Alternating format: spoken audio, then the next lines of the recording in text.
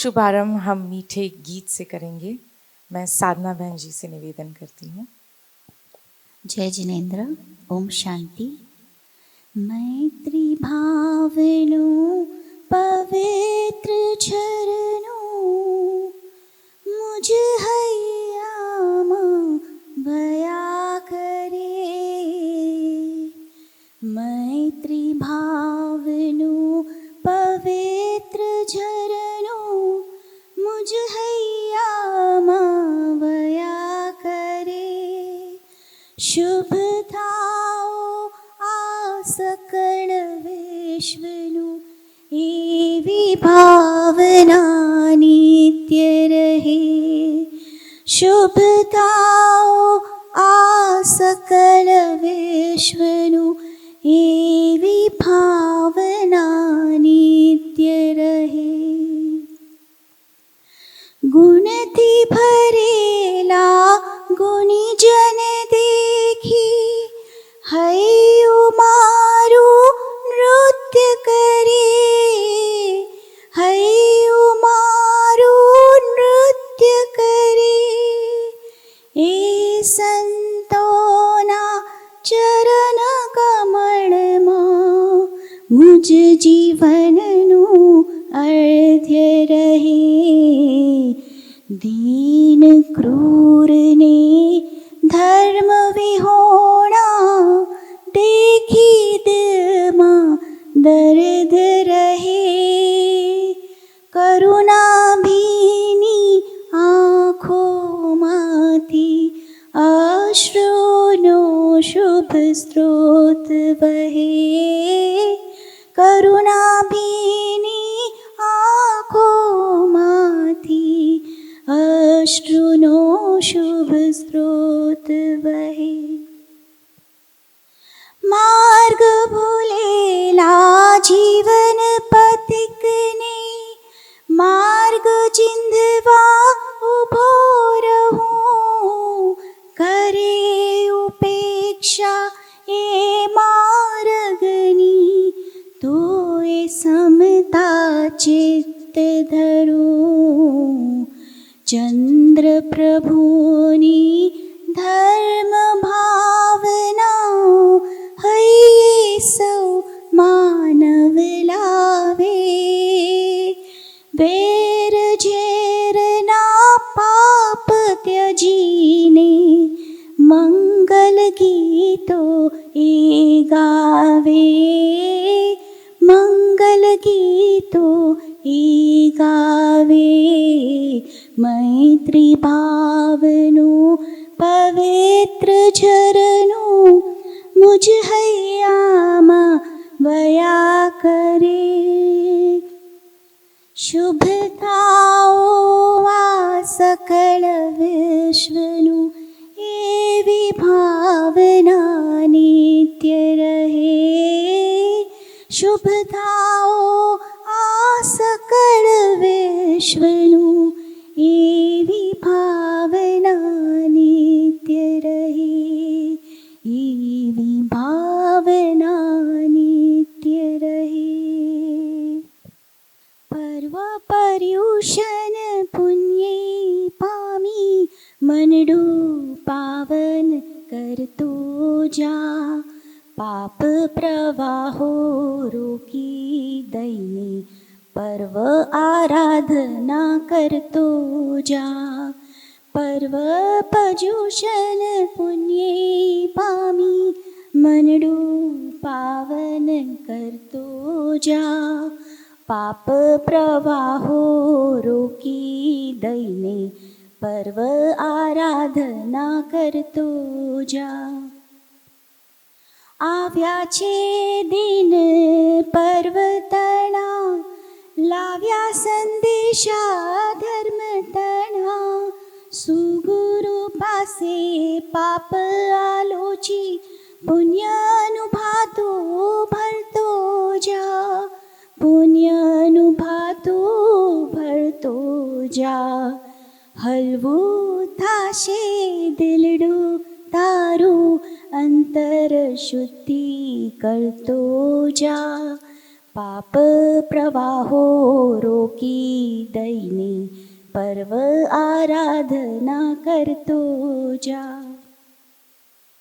प्रभु भक्तिમાં મસ્ત બનીને સૌ આત્મને ઉજવાળો. પરહિતમાં સૌ પ્રબલ બનો એ પ્રેમલ ભાવો ભરતો જા. પ્રેમલ ભાવો ભરતો જા.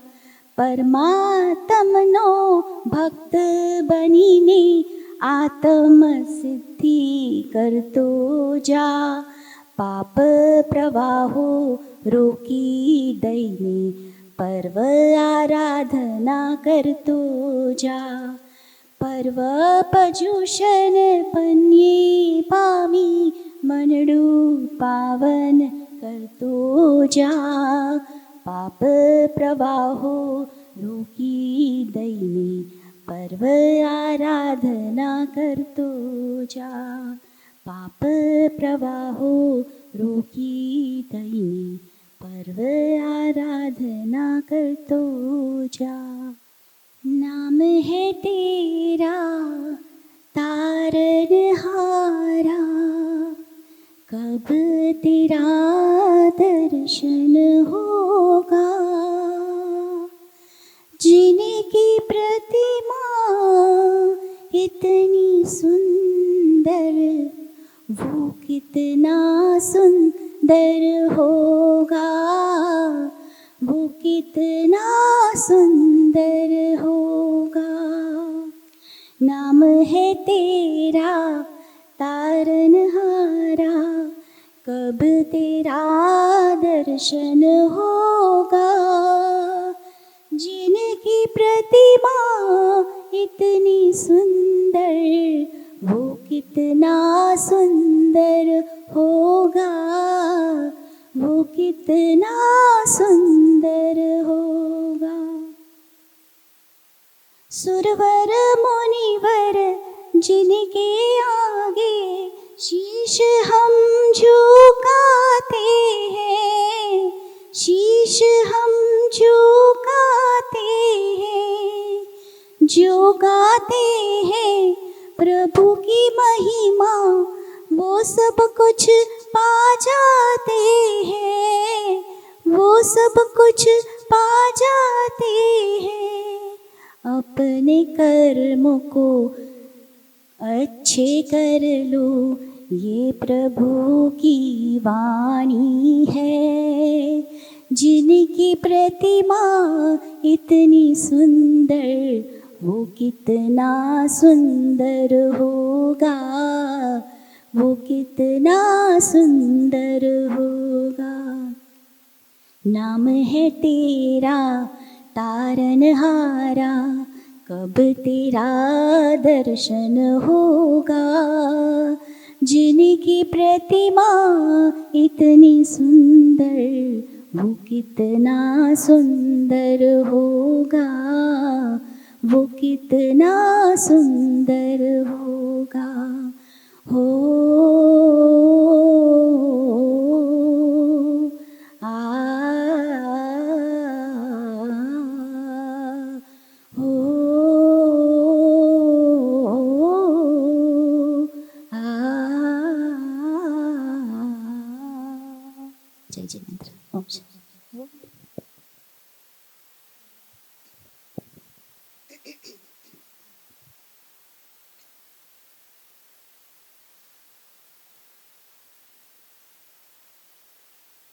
श्री आदिनाथ भगवान जो हमारे पहले तीर्थंकर हैं, उनकी यह स्तवना करते हैं.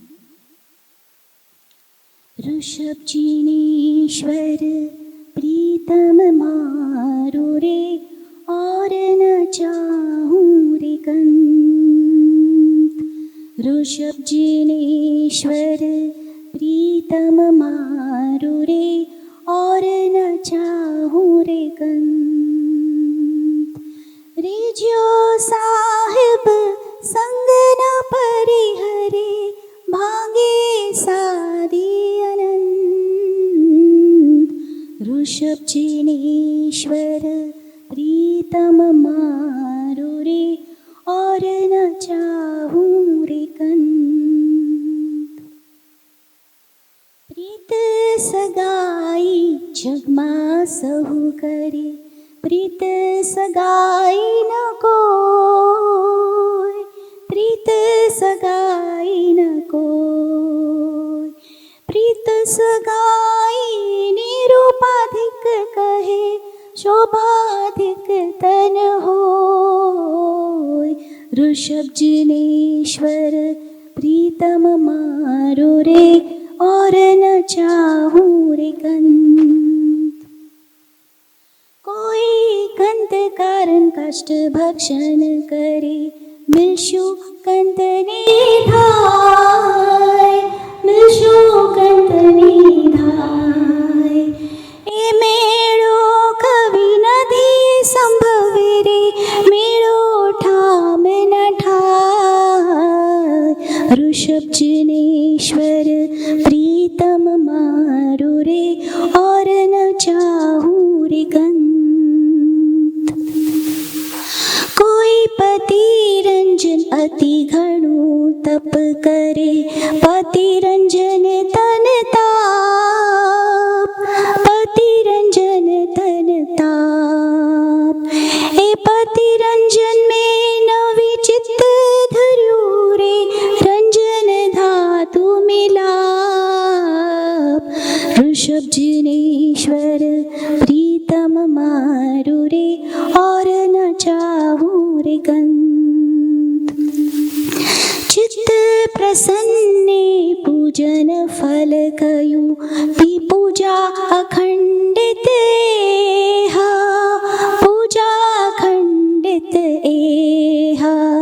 चित्त प्रसन्ने पूजन फल कयु, पूजा अखंडित एहा, पूजा अखंडित एहा।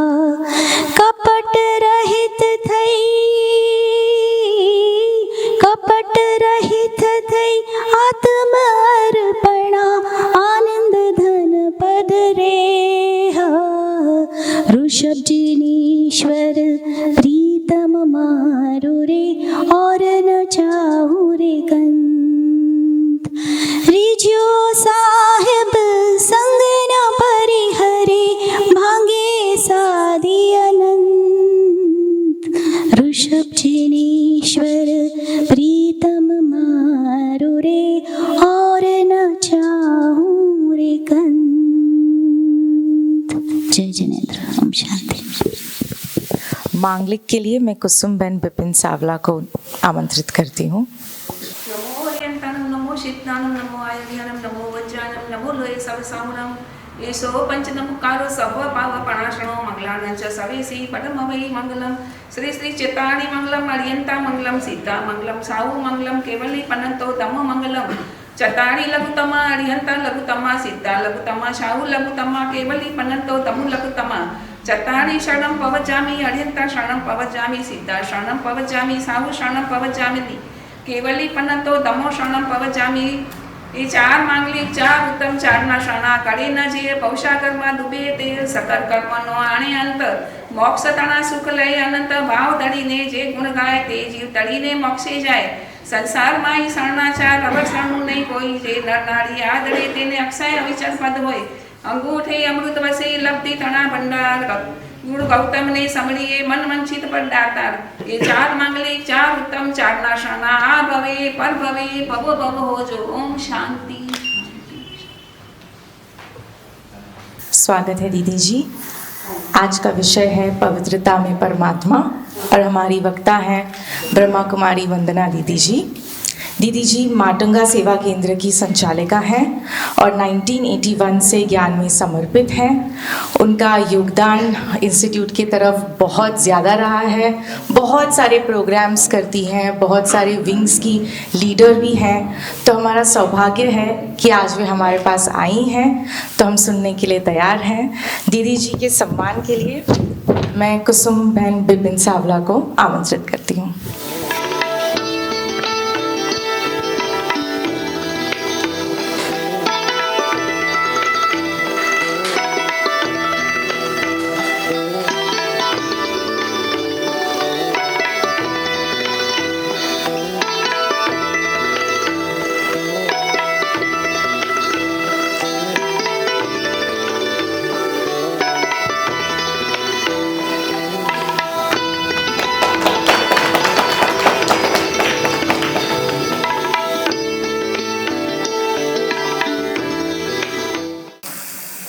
शांति। सबसे पहले मैं आपसे माफ़ी चाहती हूँ क्योंकि 2 जगह स्कूल आज आए ना बच्चे, तो वो स्कूल बस की वजह से रुकना पड़ा, तो लेट हो गया।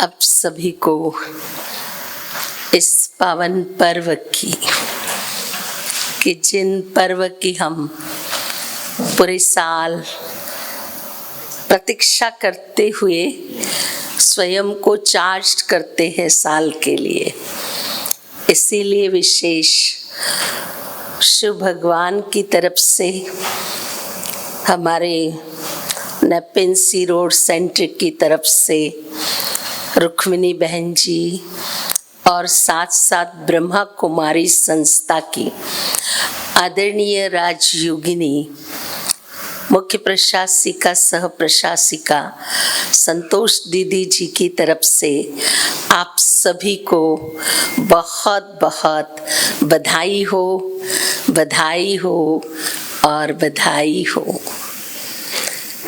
हम सब जानते हैं कि मानव जीवन में जैसे जैसे हम जन्म मरण के चक्कर में आए, तो आत्मा की जो सतो प्रधानता की अवस्था थी वो हमारी परिवर्तन होती गई। जब सतयुग था तो हम सतो प्रधान थे, त्रेता आया तो हम सतो सामान्य हो गए। सतो प्रधान का अर्थ कहे फुल 24 कैरेट सोना। अगर हम सतो सामान्य कहे तो 24 का हो जाएगा 22 कैरेट।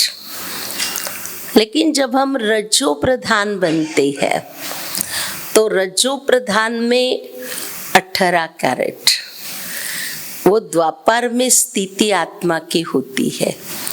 परंतु जब हम कलयुग में आते हैं तो आत्मा की जो सतो प्रधानता की परसेंटेज होती है वो भगवान ने कहा कि 9 कैरेट, कोई उसकी गिनती नहीं है।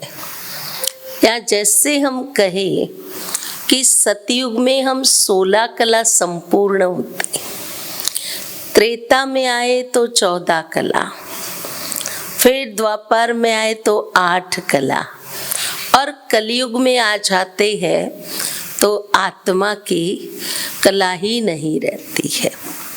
तो इसीलिए हम जैसे उतरती कला में आते हैं तो आत्मा की जो स्थिति है वो जन्म मरण के चक्र में आते आते परिवर्तन होती जाती है।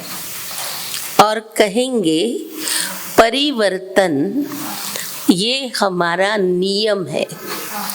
संसार में जैसे उम्र के हिसाब से भी हम देखते कितना परिवर्तन आता।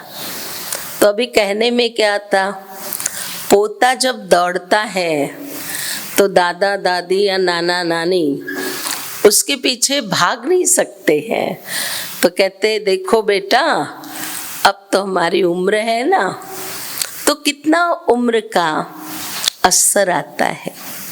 इसी प्रकार इस शरीर के भीतर जो हमारी आत्मा है वो आत्मा को भी जन्म मरण के चक्र में आते आते परिवर्तन की अवस्था में आती है।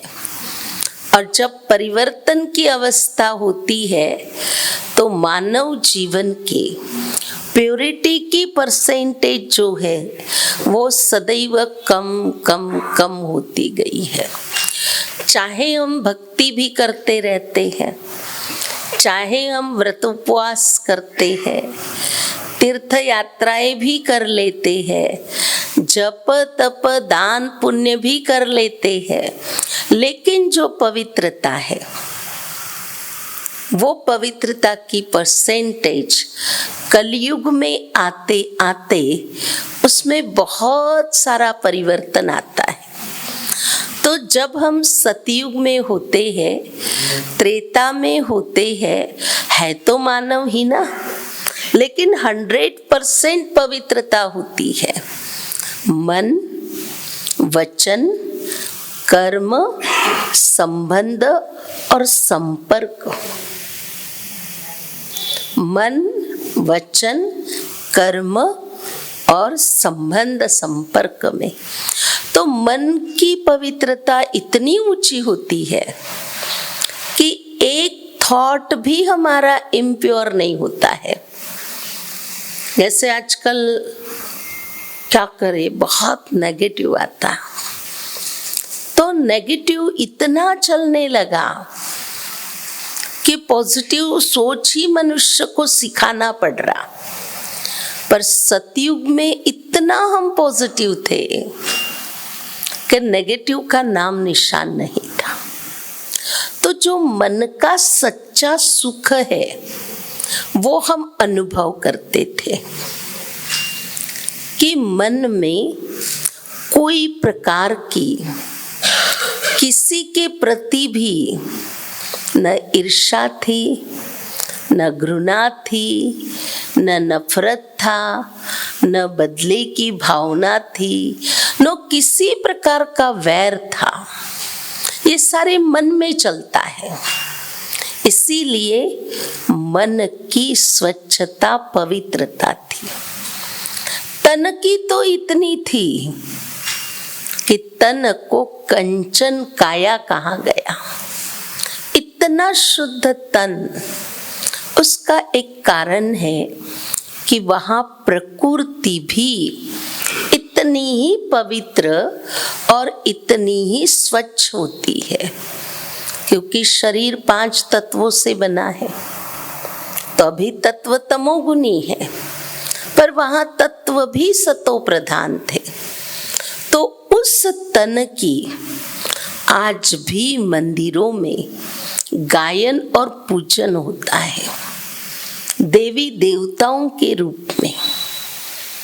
आज आप देखेंगे कि जितने भी संसार में धर्म स्थापक है, संत महात्माएं हैं, ऋषि मुनि होकर के गए हैं, सबके आगे हम सब नमन करते रहते हैं। क्यों नमन करते हैं? अपने से श्रेष्ठ हम उनको क्यों मानते हैं? क्योंकि उनमें वो पवित्रता है, उनमें वो स्वच्छता है।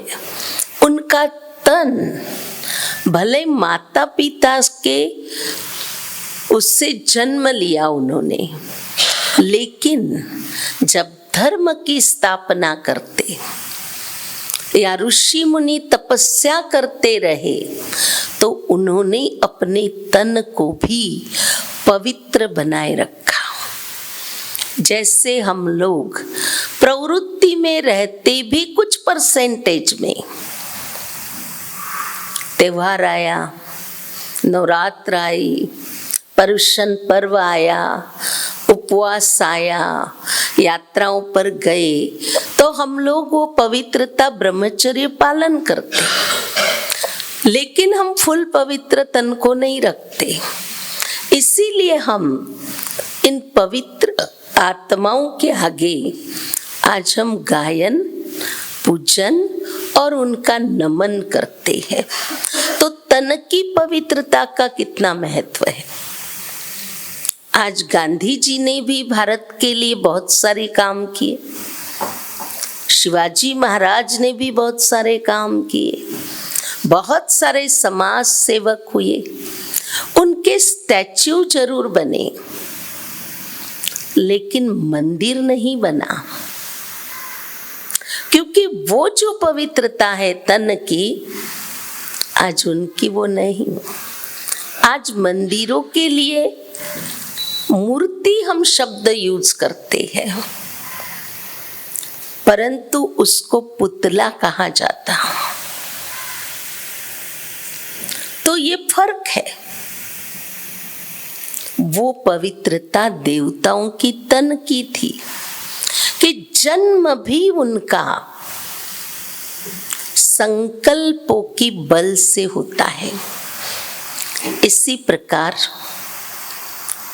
मन की, तन की, जन की। जब हम हमारे मित्र संबंधी हो तो सतयुग में इतना एक दूसरे से प्यार कि जन में भी वो पवित्रता थी। फिर धन की भी पवित्रता थी। ब्रह्मा कुमारी की एक छोटी सी किताब है, धन कैसे कमाओ। आपको बताते, वो जब हम बुक स्टॉल कहाँ खोलते और वो किताब होती थी, उसकी प्राइस केवल 1 रुपया थी। तो सबसे पहले जो भी बुक स्टॉल पे आएगा वो बुक उठाते थे। उनको लगता था शायद इसमें कुछ ऐसी विधियां लिखी होगी धन कैसे कमाना, परंतु वो जो बुक में धन कमाने की विधियां लिखी थी कि धन कमाना जरूरी है, धन के बिना जीवन चलता नहीं है। जैसे शरीर को खाना पीना रहना ये सब चाहिए, बिना धन तो हो नहीं सकता। लेकिन धन भी पवित्र हो, कमाने का तरीका भी पवित्र हो, क्योंकि जैसा धन घर में आता उस पैसे से अन्न आता और उसका खाने वाले पर इफेक्ट जरूर आता। इसीलिए धन की पवित्रता ये है कि पैसा तो कमाना है, परंतु अति लोभ से नहीं कमाना है। क्योंकि जो पैसा जिस नीति से आएगा वो पैसा उसी नीति से चला जाता। भले हम कुछ धर्म के कार्य में लगाते, लेकिन ऐसा धन जेब में आए कि जिसके आने से मुझे भी अंदर में संतुष्टता, शांति की फीलिंग हो और परिवार में भी उस धन से संतुष्टता और शांति की फीलिंग आए। कई बार हम धन कमा तो लेते हैं, लेकिन वो धन टिकता नहीं है। कहते जैसा आया वैसा गया। कई बार लोग कहते हैं पैसा आता बहुत है घर में, टिकता नहीं है। क्योंकि हमारी कमाने की जो नीति रहेगी ना, उस अनुसार वो टिकेगा। हम सिर्फ जमा करके रख रहे, बैंकों में हमारे एफडीज बढ़ रही, हम बहुत खुश हो रहे, महंगी से महंगी आज गाड़ी ली, कल एक्सीडेंट हुआ, घर के 4 लोग आए दिन हॉस्पिटल, आए दिन हॉस्पिटल। पैसा आया, लेकिन वो क्या हो रहा, जिस गति से आया उस गति से जाता, कुछ नहीं। ऐसा तो बच्चा 30-35 साल तक बहुत अच्छा था, अभी एकदम उसकी चलन ही बदल गई, व्यभिचारी बन गया, रात रात घर में नहीं आ रहा। क्या हो रहा, सारा परिवार चिंतित हो रहा। तो पैसे का इतना असर होता, उसकी कीमत नहीं रहती। इसीलिए धन की स्वच्छता भी बहुत जरूरी है। भगवान ये भी नहीं कहते कि धन नहीं चाहिए। धन जब आता है तो उसका शुद्धिकरण हो, हमें अंदर में खुशी मिले, शक्ति मिले, आनंद महसूस हो, परिवार की स्वस्थ परिवार बने, तो वो धन की स्वच्छता पर डिपेंड करता। एक बार की एक बात बताते, एक बहुत धनवान व्यक्ति था, उसको कहा गया कि मंदिर बन रहा है तो आप भी थोड़ा मदद करो। वो जब भी मदद करते थे, भाव रखते थे, पहले मेरे को लिस्ट दिखाओ किसने ज्यादा दिया, तो वो उनसे ज्यादा देते थे, ताकि ब्लैक बोर्ड पे नाम लिखते थे ना पुराने जमाने में, तो मेरा पहला नाम होना चाहिए।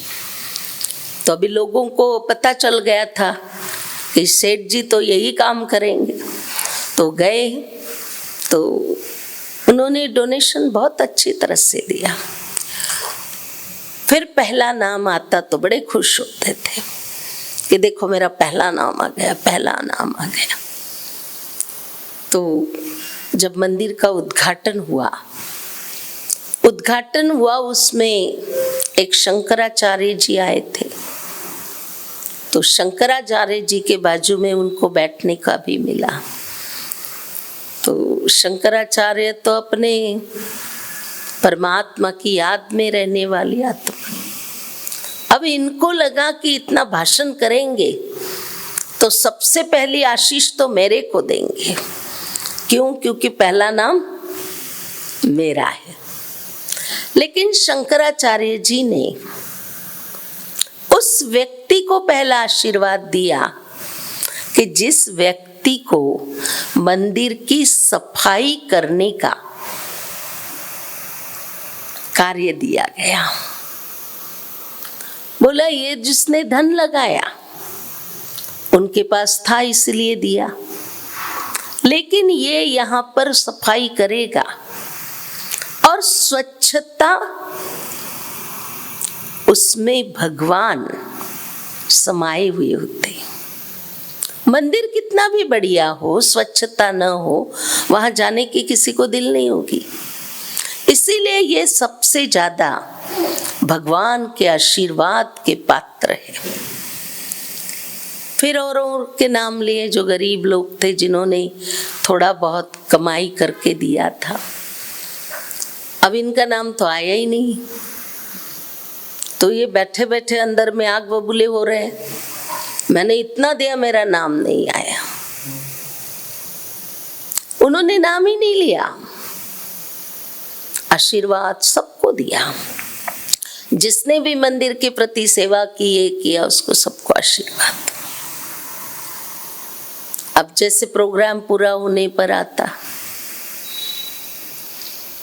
तो उनको तो अंदर उधेड़ बुन कि अरे मेरा नाम आया ही नहीं, मैंने इतना सब दिया। तो उसके कारण वो मंदिर में अपने आप को अपमानित फील करने लगे और उनसे गुस्सा रहा नहीं गया। उन्होंने अपना गुस्सा करना शुरू कर दिया। तो शंकराचार्य जी बड़े साक्षी दृष्टा से देखा और उनका हाथ पकड़ के कहा कि बेटा ये गुस्सा किस लिए आ रहा? यहाँ तो पवित्र स्थान पर पवित्र काम हम कर रहे, मंदिर बनाया गया शांति के लिए, सुख के लिए। तुम्हारा जो धन तुमने यहाँ लगाया ना,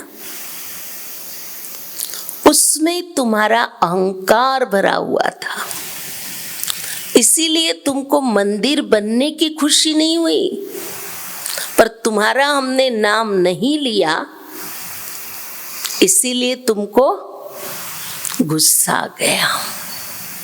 बात समझ में आई? पुण्य दान करने के बाद भी ममत्व नहीं गया।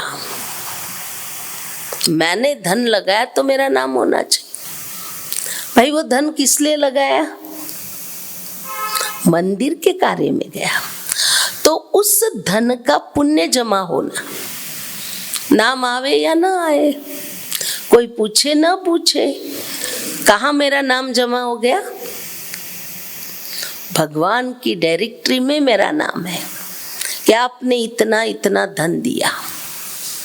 लेकिन अगर तुमको गुस्सा आ रहा है और तुम ऐसा गुस्सा करते जा रहे हो, तो आपने सबसे ज्यादा धन दिया, आपका बोर्ड में पहला नाम है जरूर, लेकिन भगवान की डिक्शनरी में आपका नाम कहीं भी नहीं है। माना पुण्य जो जमा होना चाहिए था वो पुण्य आपका जमा नहीं हुआ, क्योंकि दान देने के बाद भी आपका उसमें ममत्व रहा। तो कहाँ हुई धन की स्वच्छता? सेवा में लगाया ही इसीलिए जाता है कि उसकी अपवित्रता, अशुद्धि जो आई है कमाई में, तो 10% हम लगाते हैं, तो वहां परमात्म प्राप्ति जरूर होती है। आप गरीबों की सेवा में लगाते हैं, उनकी दुआएं जरूर मिलती है, लेकिन अगर हमने पुण्य कर्म समझ करके भी अगर लगाया और उसमें भी इंसान ने अपना ममत्व रखा, मान नाम शान की इच्छा रखी, तो उसका पुण्य जमा नहीं होगा। इसीलिए धन स्वच्छता से जब कमाया जाता, अच्छे कार्य में लगता है, तो उसकी रिजल्ट हमें बड़ी खुशी मिलती है। तो तन मन धन जन, जन भी सुखदायी मिलते, जिनसे आपका रिलेशन होगा वो हर व्यक्ति आपको चाहेगा। इनके संपर्क में हम आए, हमें बड़ा अच्छा लगा, तो जन भी उसी अनुसार मिलते। इसीलिए जीवन की पवित्रता बहुत जरूरी है। जो हमारी पवित्रता कम कम कम होती गई, अब उससे हमें बढ़ाना है। तो पवित्रता के सागर, परम पवित्र देवाधिदेवों के देव, संत ऋषि मुनि धर्म स्थापकों के भी शक्ति प्रदान करने वाले वो शिव जी ही है। जब उनके साथ हम कनेक्ट होंगे तो हमें हर प्रकार की पवित्रता की ताकत मिलती है। आज ब्रह्मा कुमारी ईश्वरीय विश्वविद्यालय में एक लाइन हम बताते हैं, अपना जीवन कमल पुष्प के समान बनाओ। कमल पुष्प का ही मिसाल क्यों दिया जाता? कमल पुष्प पवित्रता का प्रतीक है। इसीलिए जब देवी देवताओं के कर्म इंद्रियों की महिमा की जाती है, तब भी शब्द प्रयोग होता है नैन कमल, मुख कमल, हस्त कमल, पद कमल। अब धन की देवी श्री लक्ष्मी जी को भी सदैव कमलासन पर विराजित दिखाते। विचार कीजिए, कमल का फूल कितना कोमल है, उस पर लक्ष्मी जी न खड़े रह सकते न विराजित हो सकते हैं, पर उसकी वो विशेषता है संपूर्ण पवित्रता। तो उस कारण देवी देवताओं को भी उनके हर इंद्रिय का वर्णन भी वो कमल शब्द के साथ होता। तो इसीलिए भगवान कहते हैं कि एक एक इंद्रियों को शुद्ध बनाना है।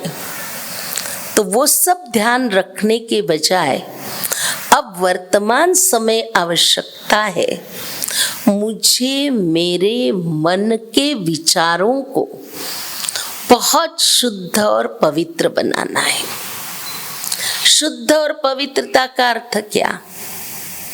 मुझे किसी भी, चाहे प्रकृति के 5 तत्व हो, जलचर, भूचर, नभचर, प्राणी मात्र हो, किसी के बारे में भी मुझे नेगेटिव सोचना ही नहीं। परंतु आज हमारे मन में नेगेटिव बहुत जल्दी आता, पॉजिटिव नहीं आता। तो पवित्र विचार ही जीवन का सुख शांति का आधार है। भगवान से मिलन करने का आधार भी पवित्रता ही तो है। पवित्र मन में भगवान विराजते।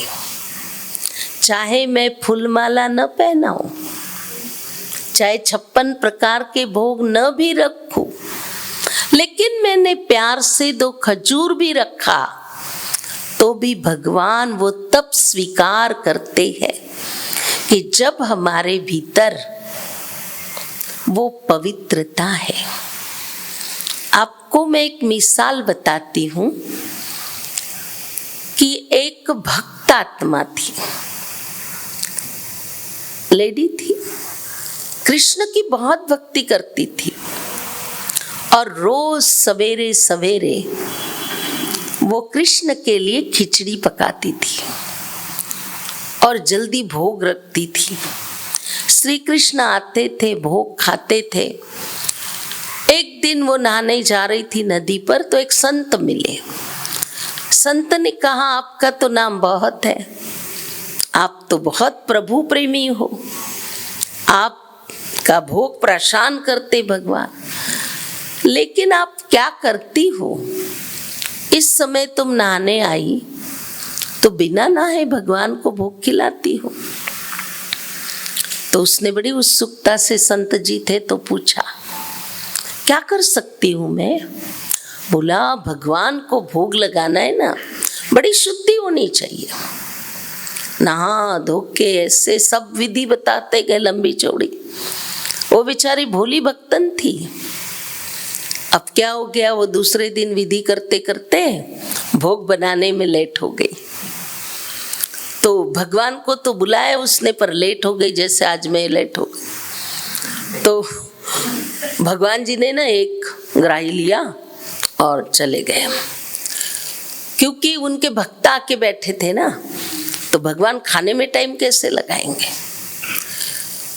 तो भक्त की मन में, उसके मन में बड़ा सोच चला, जो भक्त थी, आज भगवान इतना सही खा के गए। और भगवान को भी मन में आया, पता नहीं आज इसने लेट क्यों कर दिया। तो क्या हो गया, दूसरे दिन भगवान ने कहा, आप अगर कल से मुझे इतना लेट भोग चढ़ाएगी, मैं तुम्हारी भोग की एक ही ग्राही खाऊंगा। बोला, भगवान क्यों आप ऐसे करोगे? मेरे को तो कल बहुत दुख हो गया, आपने पूरा प्रशान नहीं किया। भगवान ने कहा, देखो, तुम रोज भोग लगाती थी, मैं पूरा पेट भर के खाता था, और कितने भी भक्त आते थे बड़े प्रसन्नता से मैं दर्शन देता था। अभी आज तुमने विधि करने में टाइम लगा दी, तो मुझे मेरा टाइम हो गया, मुझे तो दर्शन लेने सब आ गए, मुझे वहां जाना है। तो बोला, ये सब भगवान ने कहा, किसने बताया? बोला, फलाने संत ने बताया।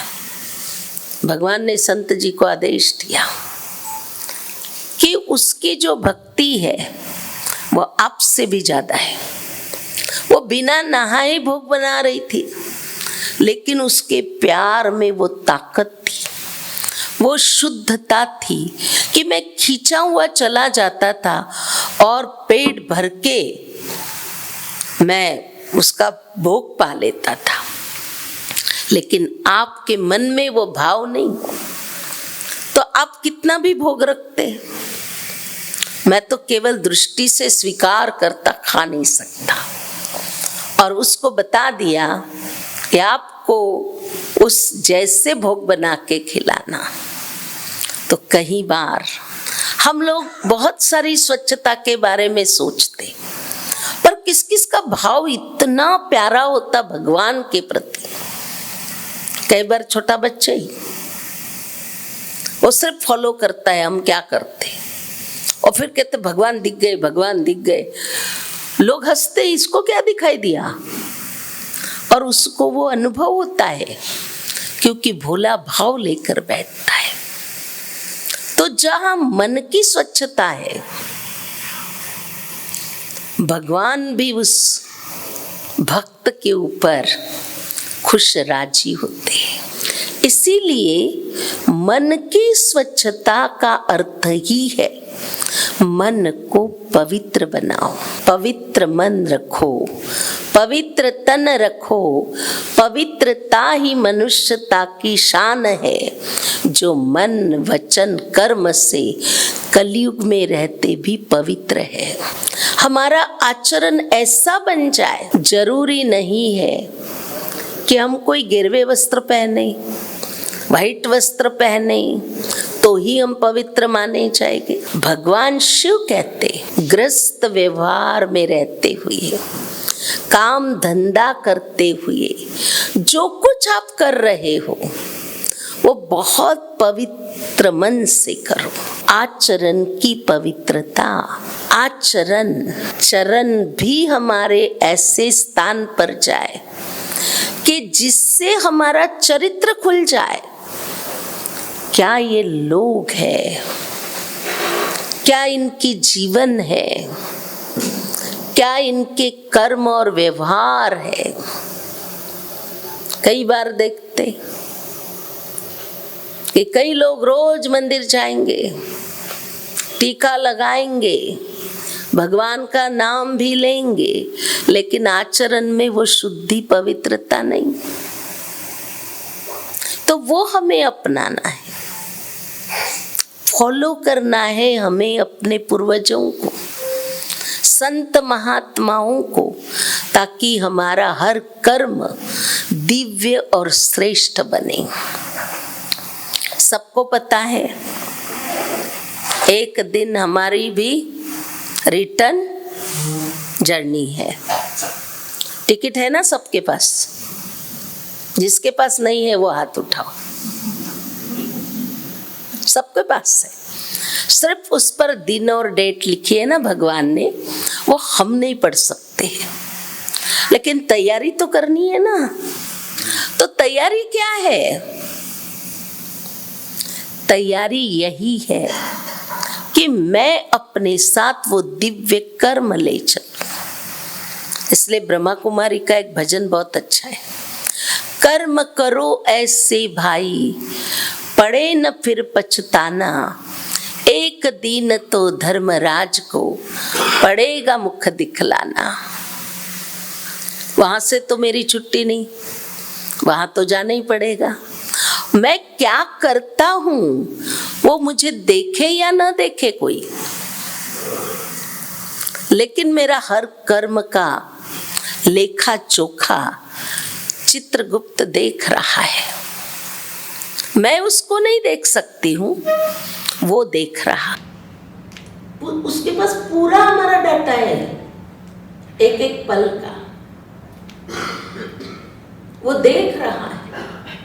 ये हम कभी भी ना भूलें, क्योंकि दिव्य कर्म के आधार से, इस जन्म के आधार से भविष्य जन्म मिलेगा, श्रेष्ठ जन्म मिलेगा, सुखदायी जन्म मिलेगा। इसीलिए हमें स्वयं की, मन की, तन की, जन की, धन की, संबंध संपर्क कर्म व्यवहार, उसकी पवित्रता को बढ़ाना है। और तभी आत्मा को मुक्ति सहजता से, क्योंकि मुक्तिदाता मुक्तेश्वर वही शिव परमात्मा है, वही कल्याणकारी है, वही सद्गति दाता है, वही कर्म फल वो हमें दिखाते हैं। सजा वो नहीं देते हैं, हम खुद अपनी सजा की तैयारी करते, खुद अपने सुख की तैयारी करते। तो वो तो है ही। इसीलिए परमात्मा ने कहा कि बच्चे जीवन की पवित्रता पर ध्यान रखें। कल एक जैन भाई हमारे पास मिलने आए थे, परुषण के से आते हैं। तो कह रहे थे दीदी आपको मैं क्या बताऊं, हमारे बच्चे ना उनके अंदर वो चैन पलता रहे, उसके लिए मैं क्या करूं। क्योंकि बीच बीच में बोला पार्टी में जाते, कुछ खा लेते और पी भी लेते, बहुत दुख हो रहा मुझे। मैंने कहा भाई साहब अब दुख को नहीं देखो, आप उनको जो दे सकते वो दो। समय का इतना प्रभाव है, तमोगुनी समय है ना, आप तो अच्छा दे रहे हैं लेकिन आत्मा जो है वो ग्रहण नहीं कर पा रही। तो आप डांट लगाएंगे, आप उनको जोरी जबरदस्ती करेंगे, वो मानेंगे नहीं मानेंगे, मानेंगे तो भला ही है, परंतु आपको उनको धीरे धीरे उस बात से न्यारा करना है। समय का बड़ा बलवान कहते हैं ना, तो वो उनके ऊपर असर डाल रहा, इसीलिए थोड़ा बहुत उनके अंदर परिवर्तन हर माँ बाप को दिखाई दे रहा। बोला नहीं खाना, वो खा लिया, क्या करूं? मैंने कहा आप क्या करेंगे, उनको नहीं पता है हमारी शिक्षाएं क्या है, लेकिन सोसाइटी मेंटेन करने का ऐसा बोलता है। बोला बेटा तो आपने कोई सोसाइटी थोड़ी छोड़ी, समय का प्रभाव है, इसीलिए समय अनुसार परिवार में भी प्रेम प्यार से शिक्षा दो, वो भी पवित्र मन से, इनका भला हो जाए, मन से शुभ भावना कीजिए, इनके संस्कार बदल जाए। रोज अनुभव कीजिए कि हमारे महावीर स्वामी जी सबको ब्लेसिंग दे रहे हैं, सबको धर्म का रास्ता बता रहे हैं। हमारे बच्चे, हमारा परिवार, हम सब उस राह पर चल रहे हैं। तो धीरे धीरे अगर एक दो थोड़ा कर भी लिया, प्यार से समझा के उनको हम राह दिखा सकते, डांट डपटने से नहीं होगा। इसीलिए हम वाइब्रेशन दें, जितना मन स्वच्छ रहेगा उतना वाइब्रेशन घर में रहेंगे, बच्चों आदि पर रहेंगे और हम वो पालना करें। कई बार बच्चे गलतियां करते, डांट ही लगाते हम लोग ना, हम समझते बहुत जोर से डांटने से क्या होगा, उसको बदल जाएगा, नहीं होता। इसीलिए क्रोध भी नहीं, शांति से प्रेम से, तो परिवार में पवित्रता है तो सुख और शांति और परमात्मा आपके साथ है। उस पवित्र शुद्ध मन में जितना भगवान को याद करेगी उतना दिव्य शक्तियाँ जो है वो हमारे साथ रहेगी। तो भगवान यही हम सभी को कहते हैं, पवित्र बनो और योगी बनो। योगी का अर्थ निरंतर उनकी याद में रहो। ओम शांति। मेडिटेशन। ओम शांति।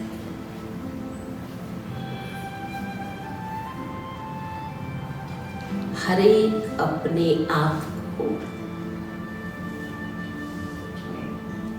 एक विजुअलाइजेशन दे कि मैं जिस चेयर पर बैठी हूँ, बैठा हूँ, ये कमल का आसन है।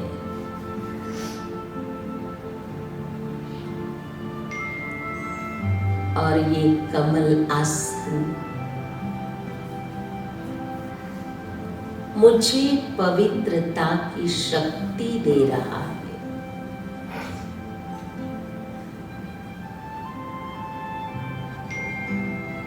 विजुलाइज कीजिए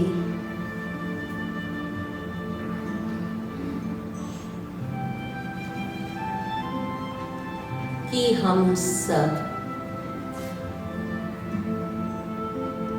अपने आप से श्रेष्ठ संकल्प करते हैं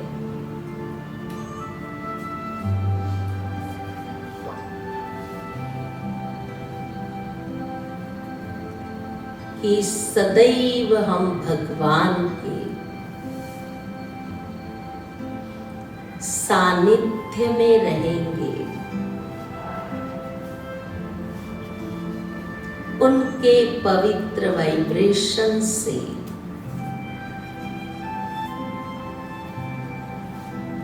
ऑटोमेटिक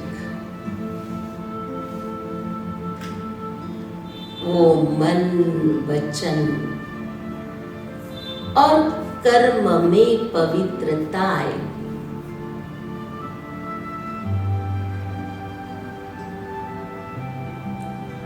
कर्म की पवित्रता,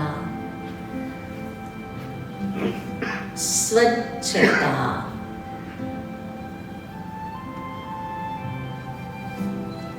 प्रभु प्रिय है।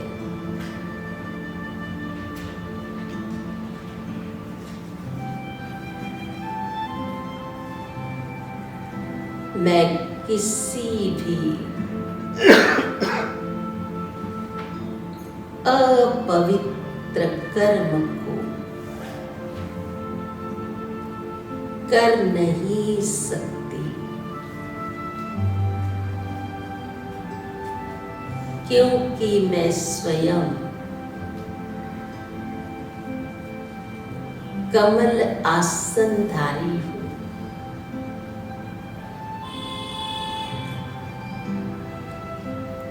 इस पवित्र जीवन में विषय विकारों का कहीं भी मुझ आत्मा पर प्रभाव नहीं पड़ सकता। मैं शिव परमात्मा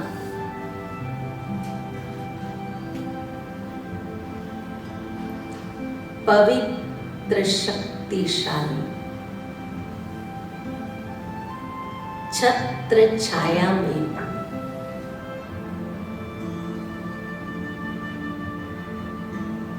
परमात्मा की शक्ति मुझ आत्मा को सुख शांति से संपन्न बना रहे।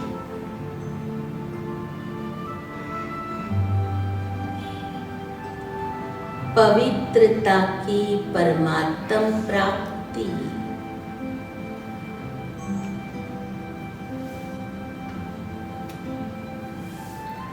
मुझ आत्मा को पावन बना रही।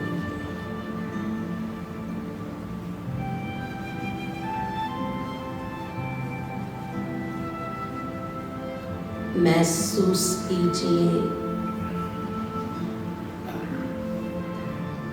हम सबके सिर पर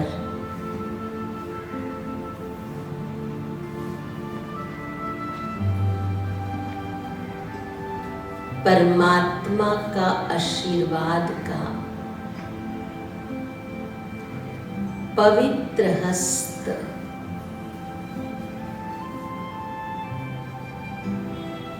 सिर पर है।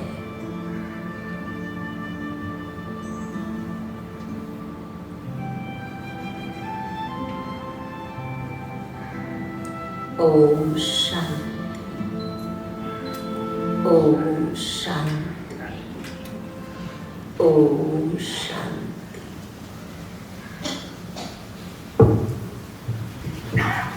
बहुत बहुत धन्यवाद दीदी जी, आपने हमें ज्ञान से भरपूर कर दिया और हम उस पर ज़रूर मनन करेंगे। आज की प्रभावना है भारती बहन नवीन पारेख और उनकी पूरे परिवार की ओर से। उन सबसे निवेदन है कि वे आगे आके अपने हस्त कमल से सबको प्रभावना दें आप सभी से निवेदन है कि आप आगे की ओर प्रभावना लेते हुए जाएं। कल का विषय है मौन का सौंदर्य और हमारी वक्ता होंगी BK मीना दीदी जी। कल फिर से मिलेंगे। ओम शांति, जय जय।